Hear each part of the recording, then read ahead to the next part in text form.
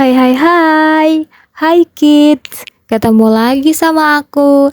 Kalian udah tahu kan? Di sini kalian bisa mendengarkan cerita-cerita. Cerita apa aja sih yang bisa didengarkan?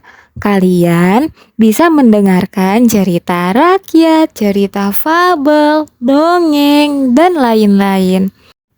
Kalian juga bisa request cerita apa yang ingin kalian dengar. Nanti kalian bisa komen di kolom komentar. Setelah itu, aku akan membacakan ceritanya untuk kalian. Tapi jangan lupa untuk like dan follow channel ini biar aku makin semangat berceritanya. Oke? Tanpa menunggu lama, kita akan mulai cerita kali ini. Cerita kali ini berjudul Si Pahit Lidah. Mari kita mulai. Pada suatu hari di desa, terdapat sebuah keluarga yang bertani.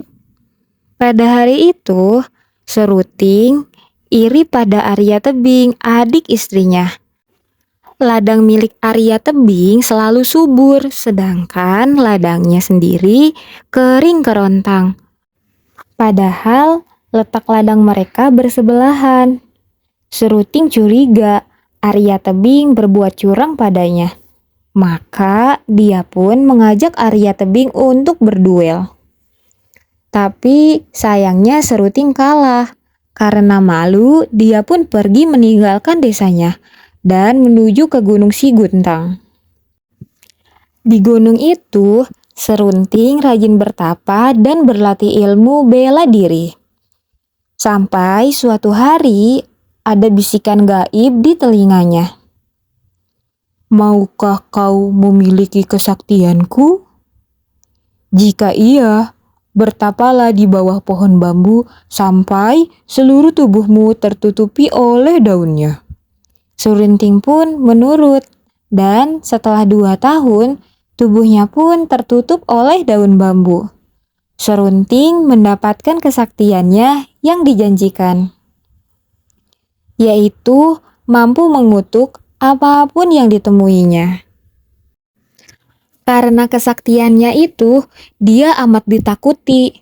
Orang-orang menjulukinya si pahit lidah. Serunting pun menjadi orang yang sombong dan semena-mena.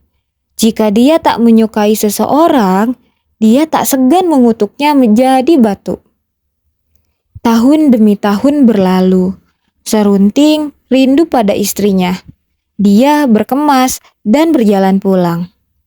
Sepanjang jalan, Serunting masih semena-mena. Orang-orang yang bertemu dengannya segera menyingkir. Mereka takut karena kutukan si pahit lidah.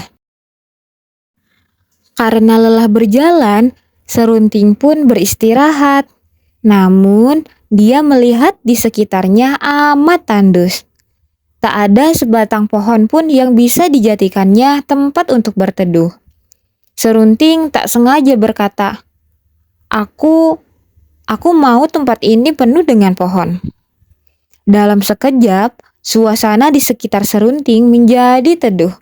Banyak pohon besar yang rindang. Orang-orang pun mengikuti Serunting beristirahat di bawah pepohonan.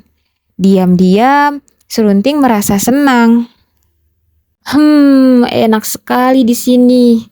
Sangat sejuk dan adem. Aku bisa beristirahat dengan tenang dan menikmati suasana ini. Setelah cukup beristirahat, Serunting melanjutkan perjalanannya lagi. Lalu dia bertemu dengan sepasang kakek nenek renta yang sedang menebang pohon. "Mengapa masih harus bekerja keras di usia setua ini?" batinnya dalam hati Serunting. Serunting lalu menghampiri mereka. Ternyata mereka tak punya anak. Serunting pun iba. Dia lalu menawarkan apakah mereka mau memiliki anak. Kakek dan nenek itu pun tak menolak. Serunting lalu berucap, Aku mau kakek dan nenek ini memiliki 2 anak. Sesudah berkata demikian, terdengarlah suara bayi menangis di dalam rumah mereka. Lalu muncullah seorang anak laki-laki dari rumah dengan menggendong seorang bayi perempuan. Kakek dan nenek itu amat sangat bahagia. Mereka tak henti-hentinya mengucapkan terima kasih kepada serunting. Terima kasih Tuan, terima kasih Tuan, berkatmu kami memiliki 2 orang anak. Serunting pun sangat bahagia.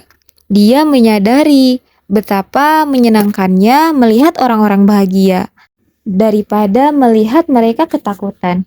Serunting kemudian bertekad menggunakan kesaktiannya untuk hal-hal yang baik, bukan untuk mencelakai orang. Tamat. Terima kasih telah mendengarkan cerita ini. Semoga cerita ini bermanfaat dan kalian bisa mengambil pelajaran hal-hal baik dari cerita ini. Terima kasih dan sampai jumpa lagi di cerita-cerita selanjutnya. Bye-bye.